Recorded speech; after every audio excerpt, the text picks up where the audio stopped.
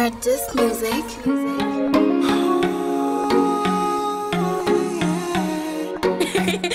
Yeah.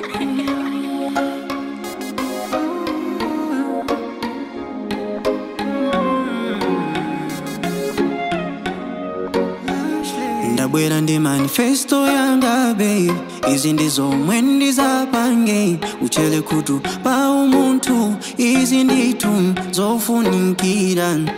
ndizakale zongo kwatilana chanzeru basu kala kumapikirana koma ngati kazi wanga mfumu wanga tikonza ugwira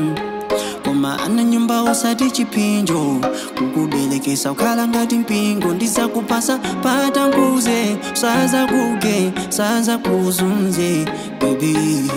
mbanje sikena usati uzesirilena koma kumbali yanga sayesisa kukusamala sininga kukwatire kuti chabe uzandipikire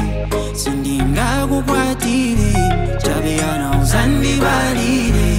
sininga kukwatire chabe nyumba uzandirondere koma ndizafuna uzandike pachifuwa zikabuda kundilimbikisa zizayenda mwamu nanga mairo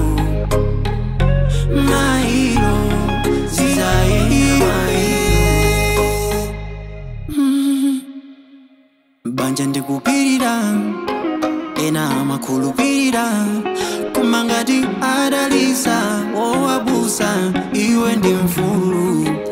uli ndi maloto mwina sunganeni unkafunisisa tisana kumane